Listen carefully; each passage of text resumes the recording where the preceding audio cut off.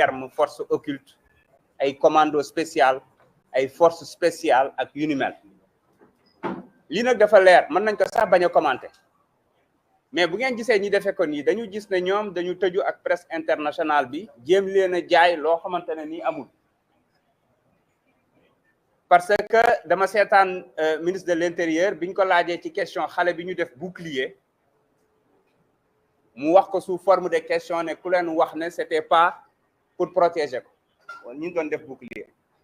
je pense que image yi mën na leeral ndax dañ ko doon protéger wala protéger wuñu ko léegi nag ñaar moo mën a nekk ñii ñu gis bu fekkente ne dañ nañu ay forces de l'ordre yu civilu la kon dañ wax ña ñooy tirer parce que ñi gis ñoom ñooy tirer bu fekkente ne dañ ne ay nervi la wala ay étranger la wala ay samba boy la ak nuñ ko mën di waxee nan leen wax la moo tax kon ñi raaxaloo police bi te kenn du leen def dara kon bu ñu bëggee wër ñi nga xam ne ñoo dugg ci suñum réew di rey wala di tirer ci askan wi wala di xoqatal askan wi ñoom xam nañ leen la moo tax jàpp ñu leen wa ilaa ñu ne xëy na non dañoo civilu moo tax boo leen seetaanee bu ñu demee ci médias yi di wax dañuy am problème bu ñu leen poser question ndax ñemewu ñoo assumé wu ne ay policiers yu civilu lañu parce que gis nañ leen ni ñuy doxale loo xam ne xamee wuñ ko woon ci takk der en tout cas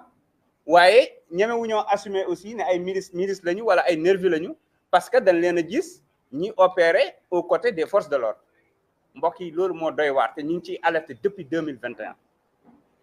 mars 2021 lañ ciy alerté ba léegi ñu ciy lancé un appel à son excellence le président Macky Sall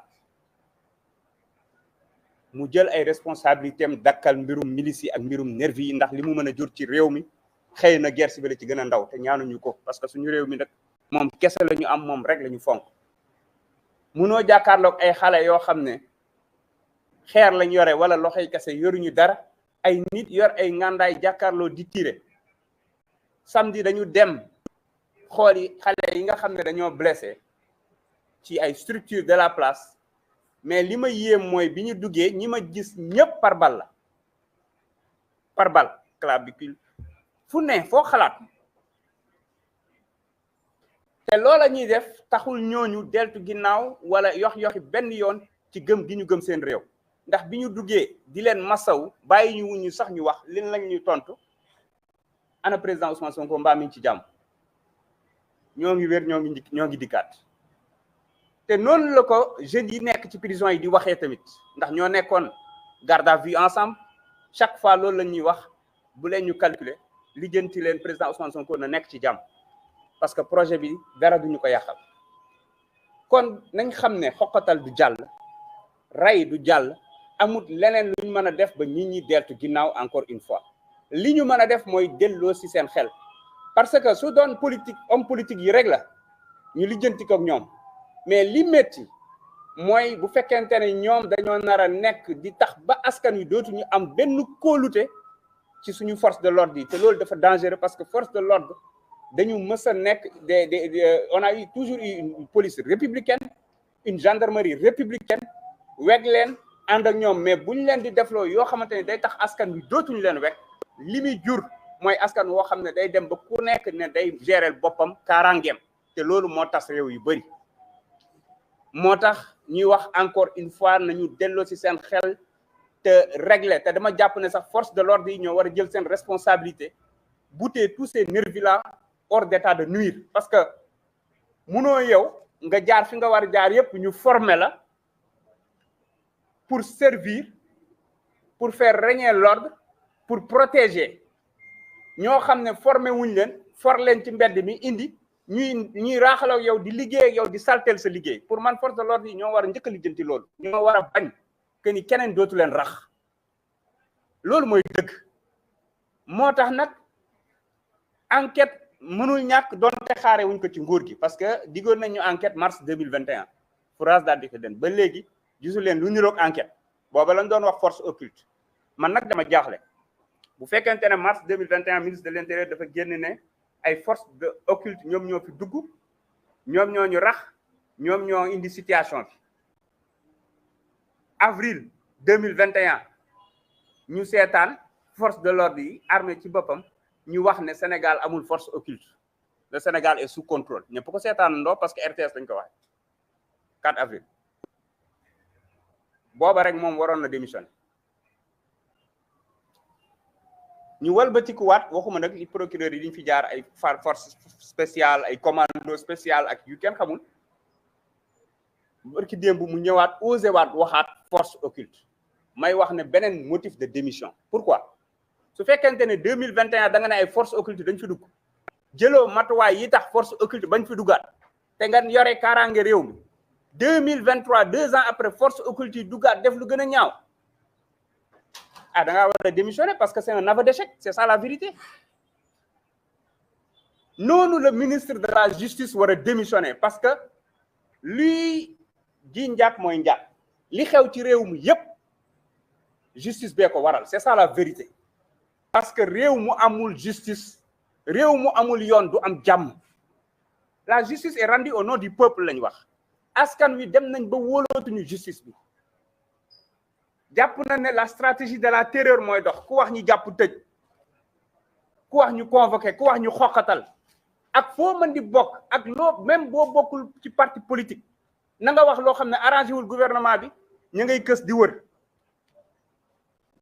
tey liste bi mënatuñu koo compter ñi ñu xam rek mënatuñu leen compter waxuma laa nag plus de 700 personnes ñoo xam ne ñu ngi ci prison yi dem na ba fees mënatuñoo contenir nit ñi cave yi dañoo fees ñooy fay liggéey ak garde pénitentiaire yi mënatuñu te ni dañu sonn c'est ça la vérité nañu bàyyi doomu jàmbur yi ñi dem jàngi ñi dem liggéeyi loolu la ñuy wax mooy nañu libérer tous les détenus politiques c'est ça la vérité waaye nañu bàyyi ciblé bi ñuy ciblé toutes les voix discordantes te amatuñ ci benn kersa te buñ lay jël si dañuy mel ni ku lay toroxal soo xoolee naka la ñu jëlee ji ku mel ni Cheikh Bara Ndiaye c'est-à-dire que sa famille sax dañ koy boole ci torture bi c'est extrêmement grave ce qui se passe dans ce pays ñeneen ñu mel ni ñun sa biir bureau lan lay fekk juste pour humilier on les a confiés les pouvoirs tous les pouvoirs pour ñu soppi suñu nekkin pour ñu aar ñu ñoom ñu jël ko di ko xeexee pour toroxal ñu c'est ça la vérité te loolu dafa war a dakk parce que bu ñu juumee ba yaakaar ne benn yoon lu ton ni tarfatal ay ni mën nañ ñu ko xoqatal mooy ñoom dañoo juum ci dëkk juum ci époque wallahi al azim dañ ko yàgg a wax te dañ ko gëm donte dañuy rey du ñu jóg ci xeex ñu nekk loolu ñoom booy boo ñu comprendre booy boo parce que ñun xeexaluñu suñu bopp ñoo ngi sant yàlla alhamdulilah kii dafa bàyyi njaboot ak i sët kii bàyyi njaboot ak i sët ñu bàyyi ñu ñëpp suñu ay njaboot ak génération yi war a ñëw ban Sénégal lañ fa war a fekk loolu ñu tax ci xeex Sénégal dafa war a bokk ci réew yi ñu gën a ràññee ci àdduna bi ci lu baax ci lu rafet ci lu yiw te loolu foog mu am génération bu sacrifié wu xeex ko te génération boobu mooy génération wu tey bi te génération boobu du génération bu nekk ci parti politique kese de génération boobu état d'esprit la ñoo nekk ci administration bi di bañ nekk ci armée bi di bañ ci force de l'ordre yi di bañ nekk dans tous les segments de l'état di bañ lan ngay gis duñ leen mës a dàq wala affecté pour faute de compétence wala délit déedéet c'est parce que d'accord notre secrétaire national chargé des Sénégalais de l'extérieur nekk un vaillant diplomate di def liggéey bu mucc ayib il a toujours servi l'État parce que PASTEF la bokk Aïssata Sall rappelé na ko ak ñeneen du moom kese ku ñu soupçonné que ni yow waxuma la PASTEF nga bokk mais xamante ngaa ku nekk PASTEF sax même ci justice bi sax yóbbu nañ la fongale mi Matam wala mais réew nan lay doxee noonu qu'est-ce qui va se passer tous les bons vont être écartés et les médiocres vont s'approprier des pouvoirs vont s'accaparer des pouvoirs qu'est-ce qui va se passer mais c'est la catastrophe looloo indi réew bi guuta gi mu nekk yëpp ku ñu mënul jàpp def loola li ñu bëgg a def mi ci justice mi ci défense ak lu ma di doon soo résister ne man d'accord ma ci lii sax sa sanction mi ngi ñëw mbokk yi loolu mënul wéy ci réew mi ala kulli xaal donte dañuy rey ba ñu jeex mais dañuy taxaw xeex résister ni ñu ko constitution bi maye. parce que nag lépp lum leen jaral ngir pérenniser seen pouvoir bii nga xam ne day yàq Sénégal day delloo Sénégal ginnaaw bu leen ko jaralee benn ñun dinañ ko jaral téeméer pour ñu xeex ngir jël Sénégal delloo ko Sénégalais yi li ñëpp bokk ñëpp jot. loolu ñoom foog mu leer ci seen bopp du benn action bu ñu mën a intenté donte dañuy faat suñu bakkan buy tax ñu deltu ginnaaw. Sénégalais yi jóg di xeex xamuñu ñu gisuñu ñu peut-être ci télé bi la ñuy gis mais dañu jàpp ne dañoo décider cette jeunesse là a décidé ne du ma jëlati gaal yi déedéet damay soppi sama réew toog sama réew tedd ci sama réew. ki nga xam ne dafa dëkk ci banlieue bi wala ci région yi ndekki da koy kolo day gobar jaasi bu añee da ciy reer wala añ bi bu matul sax reer ku nekk débrouillé wu. guddi gi am nag quartier yoo xam ne nit ñi par shift la ñuy nelaw ñii dañuy nelaw bàyyi ñii nelaw ndax dafa xat xam ñii ñi sonn mais ñooñu dund gu deegal la ñuy dund. nga yaakaar ne bu ñu gisee benn projet boo xam ne créé na espoir war a mën a soppi seen réew di leen jaral ñu dee benn yoon pour projet boobu baax nañ delloo si seen xel te xam ni 12 ans de terreur 12 ans d'échec 12 ans de gabegie dafa doy sëkk. nañu lem seen ay bagages organiser ñu ay élections yu leer Sénégalais yi tànnal seen bopp parce que du ñoom ñoo war a tànn. comme ni ma ko waxee ci seen ay wax ñoom mën nga cee yendu di génne ay incohérence te loolu comme Sénégalais yëpp xam nañ ko léegi ña ca bitim réew sax xam nañ ko jarul ñu ci attardé wu. mais li gën a yéeme mooy manque d'humanisme bi am léegi ñàkk yërmande bi am ci ñi ñuy jiite ci segment yépp moo xam pouvoir judiciaire bi la moo xam défense ministre de l'intérieur la ak ñi mu àndal ainsi de suite. parce que da ngay gis yenn pratique ak yenn torture yoo xamante ne nii ñu ngi xalaat suñu frère Abdoulaye Touré ndax bakkanam ma noonu la ci des waaye des étudiants yu ñuy jàpp ñu ngi ñu koy signaler xeetu torture bu ngeen xalaat ñu ngi leen koy def. nañu arrêté loolu policier bu tiim nit di ko torturer wala di ko dóor xëy na ëllëg sa mago koy may soxna ndax Dakar dëkk dox dajale nañu xam ne ñoom ñi ñee leen di romb ci tali bi di leen yóbbaale parce que dañuy jàpp ne ils sont là pour nous mais dafa nar a jur loo xam ne dañuy xoolante bëtu haine. Sénégal léegi da ngay gis ne nit day yéene nit mu dee tellement que dañoo yegg loolu rek mooy bilan Macky Sall daf ñu indi ci niveau boo xam ne nit day dee sax am ñu ci kontaan te nit même bu dee moo gën a yées ci àdduna bi bu deewee sax war nga am tuuti compassion waroo ci kontaan mais malheureusement niveau d'animosité boobu loolu la ñu indi te mën na ñàkk. nañ delloo si seen xel te xam ni joxuñu leen pouvoir doole kaaraange ak alal pour ñu walbatiku di ci tëcc di ci dóor seen askan. koo ci dóor mu faju boobu moytuwul yaa koy jëndal garab wala sa mag a koy jëndal garab wala sa beneen bokk parce que fii ñunu neen la buñ fay naree yegg nag ba nga xam ne tey policier pour mu ñibbi koñam day obligé summeeku sol yëre normal ça veut dire que l'heure est grave juste parce que tiit na. man gëm naa ne ñu bëri ñi nekk fii nii waxuma ñëpp de mais am na ñoo xam ne xëy na ñu ngi leen di def loolu ñu bëggul def waaye bonte buñ lay def loolu bëggul def ku jàpp nit di ko torturer wala di ko tulli wala di jël fetal di ko dóor yaa ko tey buñ la ko def loowul doon yaa ko tey sa xol moo soxor nga bon fas yéene gaañ nit loolu duñ ci excuser benn force de l'ordre parce que jàpp nit dem dugal ci oto yóbbu police dóor xaju ci mbéj xaju ci leneen xaju ci waxuma laa nag nga tiim nit 4 personnes tiim ko mel ni ñoo xamante ne nii dañ ne kii tey dañ koy lekk vidéo yi ñoo koy wane amul dara lu ñuy inventé te ñoom war nañu rus loolu soxlawul tëj internet soxlawul tëj télé y a 17 millions de sénégalais y a 17 millions de télé c'est ça la vérité. vidéo yi ngeen gis ni yëpp ay sénégalais yi taxaw seeni balcon di ko filmer parce qu'ils sont contre ces pratiques là qui datent de l'époque je ne sais quand. mbokk yi dañuy woowaat encore une fois président Macky Sall mu bañ a déglu ñi koy wër di ko gëmloo ne terreur ak tëcc ak nangam moom moo mën a tax Sénégal yi deltu ginnaaw ci lii moom jeexal na dafa war a dem demin wu rafet donte ñaaw na ba noppi comme ni ñu koy waxee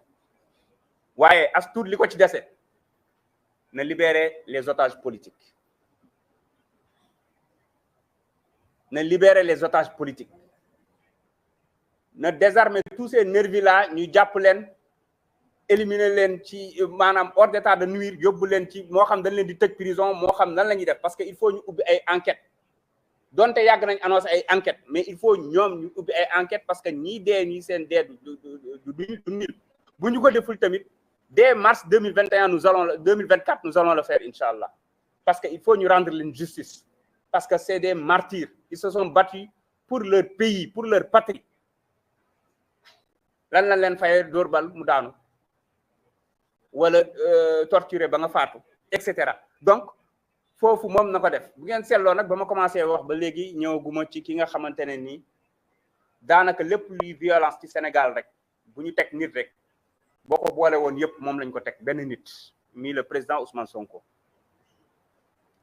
ñu bëri dañuy interpeller di ñu laaj anamu mu ngi ci jàmm et cetera lu tax du ngeen wax lu tax nangam nekkul ci jàmm parce que prison la nekk lan ngeen bëgg ñu wax tout le Sénégal sait que le président Ousmane Sonko mu ngi prison da ngeen bëgg a xam fu mu nekk mu ngi prison bu bees bi ñuy tabax cité kër góor gi parce que 2016 ba léegi mooy nit bi ñu gën a xoñañal ci Sénégal mooy nit bi ñu ne dee dinañ ko toroxal ndax président Ousmane Sonko bu dul woon mayu yàlla ak gëm yàlla te wóolu ko waaye ak njàmbarteem kon heure bi faatu na bu yàgg psychologiquement dee na bu yàgg parce que liñ ko teg ñi teg ko doomu aadama mu wéy di ànd ak sagoom di ànd ak njàmbarteem di ànd ak yërmandeem ah man de mënuma ko ñu dàq la rek dara gënu ko nga jàng ci réew mi màggee fi servir sa état plus de 15 ans zéro faute ñu xëy bind signé ne la yow ust loolu rek dara gënu ko nekk violence je ne parle même pas que mu ami soxna ami doom bu ñu xëyee ne salafiste la wahhabite la terroriste la rebelle la loolu yëpp dara jàllul ñu xëy léegi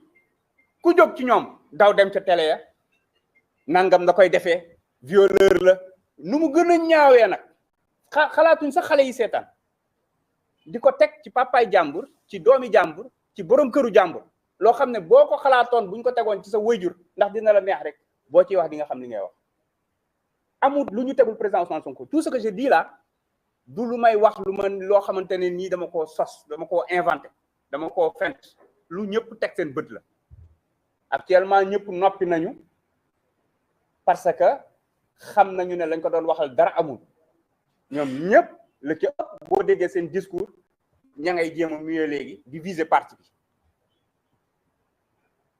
waxuma la gàcce parce que ñoom gàcce du leen laal déedéet mais dañoo amatul lu ñu wax parce que ñoom seen bopp ñoo réer ci kàcc c'est ça la vérité leneen li ci am mooy la violence physique parce que bu yemoon rek ci violence boobu ñu jàmm mais PASTEF les patriotes dafa ñëw ci langue politique gi ne moom dafa indi benn programme bu bees benn vision bu bees nii la gisee Sénégal yaa xëyti ne ko ñun gisee wuñ ñi Sénégal nii lañ ko gisee après ñu bàyyi Sénégalais yi tànn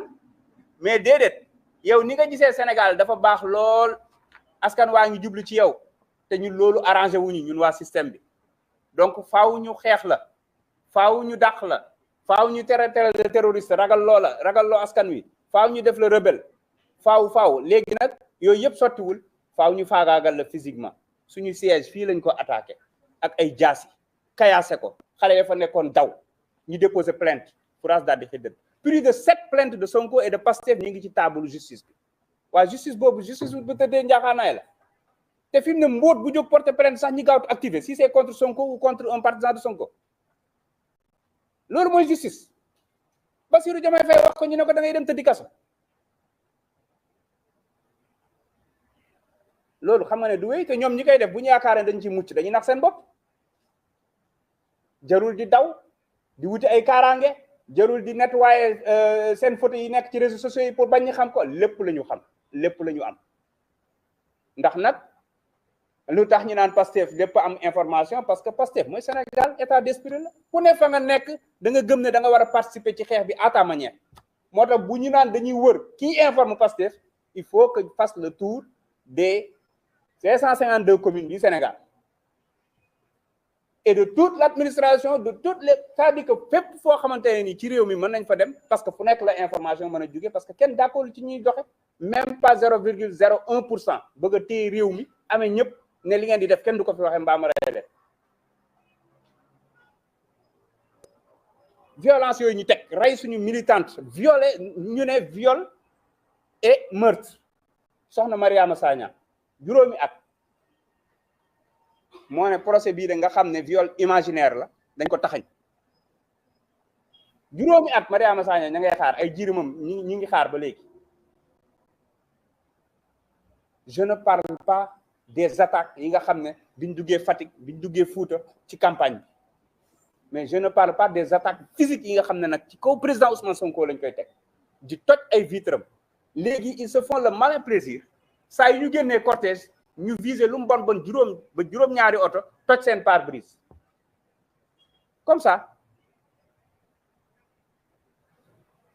waaye désacraliser institution yi ñoom ñoo nekk di ko def te koo wax ñu naan dañ ko jàpp parce que dafa attaqué institution yow bu fekkente ne nos corps d'élite ni ñu leen wegee woon ñoom ñooy dem jëli président Ousmane Sonko laataa ñu yegsi ñu gis photo yi président Ousmane Sonko ci biir fourgonnette bi ñu koy jox seen ay page Facebook yoo xam ne ñoom ñoo ànd niñ àndee woon bokk Adji Sarr lañ àndee bokk Anita di ko teg mu koy di génne ay documents d'administration ay données personnelles état di ko parrainer c'est grave ce qui se passe dans ce pays c'est-à-dire que dañoo yegg ci benn niveau boo xamante ne ni kenn mënatu koo qualifier ba pare ne kenn du ko wax dañ koy wax de ala kulli xaal dañ koy wax ak lu ci mën di xew parce que président Ousmane Sonko moom liñ koy teg moom yàlla may na ko ay épaule mën na ko tegu mais projet bi Sonko moomu ko El Malick moomu ko keneen moomu ko projet wu Sénégal la le projet pour un Sénégal nouveau pour un Sénégal juste pour un Sénégal boo xam ne li ñëpp bokk ñëpp jot ko pour un Sénégal développé loolu askan wi ñoo ko jëlal seen bopp moo tax dañuy sonal seen bopp rek koo xam ne yow saa yoo ko waajee jàpp waxuma jàpp de waaja jàpp rek dëkk bi tàkk léegi nag ñu ne comme boo ko jàppee dëkk bi tàkk Sénégalais yi neex nañoo nax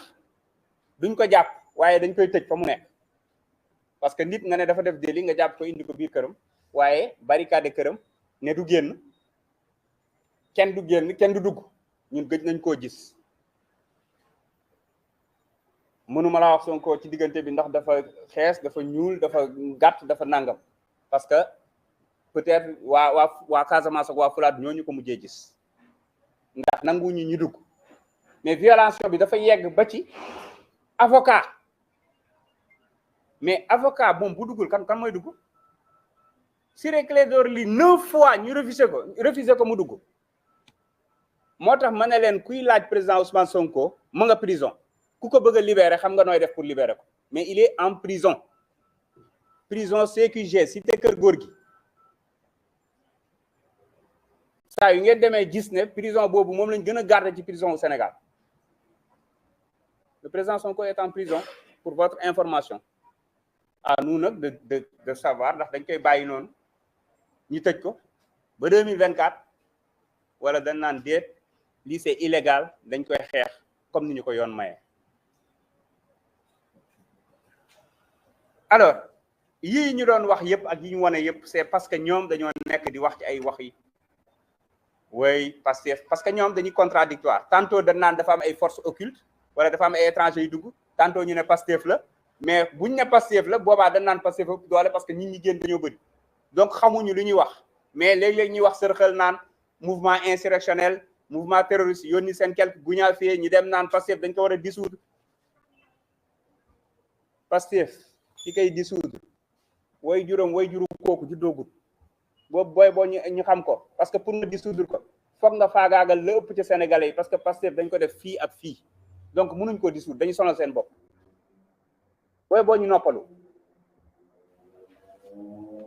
alors ak lu mën di xew comme niñ ko waxee le président Ousmane Sonko yàgg naa ko wax ñu bëri si ñun yàgg nañ ko wax amut lu koy teree doon candidat ci mim réew bu dee élection am na xaw ma nag bu élection amul naka la ñuy fexee nag ñoom ak seen justice ñun di jënti wuñ ko l'essentiel il sera candidat parce que man du ma dugg ci ay procès bi non normal na normalu dañuy def appel dañuy pourvoi et cetera seen justice nañ ko rëbëjee ñoom ba ciy def lu ñu bëgg a def noonu lañ koy defar lañ ca yàqoon noonu lañ koy rëbëjee waat ba defaraat ko mais président Sonko sera candidat ça c'est clair c'est notre unique et seul candidat en 2024 incha allah fa may daanelee nag mooy xëy na tiitaangee tax ñu bëri ci ñoom di jóg di waxee nen ni parce que c'est vrai déclenché nañu ay procédures avec les juridictions internationales comme yaakaaruñu suñu yoonum réew parce que lii mënul wéy sanction day am ñu bëri si ñoom des na tuuti duñ génn ci réew mi de mbaa bu ñu génnee ñu ne leen ñëpp moo tax ñiy tëb di waxloo ñenn ñi nañ génn assumer ñoom wax parce que xam nañ ñi ñu visé te avocat yaa ngi ciy liggéey bu baax a baax loolu wàllum yoon la duma ci sori. alors la résistance continue maanaam dañuy continuer di xeex foofu la mbir yi di jeexee mooy xam ngeen ne dañu bokk ci kuréel googu ñuy wax F24 F24 dafa woote ñaari forte mobilisation yoo xam ne benn bi suba la 15h beneen bi samedi la bii rassemblement la bii marche la képp koo xam ne waxuma patriote di de waxuma militant sympathisant de moi je parle des Sénégalais et même des Africains et même des autres nationalités qui vivent au Sénégal koo xam ne da nga bañ injustice koo xam ne da nga jàpp ne exaction yi fi am ak ñi ñu fi rey ak ni ñu yàqee suñu réew parce que ñi ñu fexe ba dugal leen ñi yori arme yori jaasi di wër ñooñu noonu buñ ne ñoom ñoo toj magasin sàngam buñ ne ñoo yàq fii bu mu leen bett munuñ ko jiiñ askan wi ñooñu la donc képp koo xam ne bëgg nga jàmm dikk ci réew mi bëgg nga xeex nooteel bëgg nga ñu lever blocus bi am cité kër góor gi libérer le président Ousmane Sonko mu libre de ses actes parce que mënoo ko tëj naan da ngay yónnee ay nit ñu seeti comme nangam sàngam du recevoir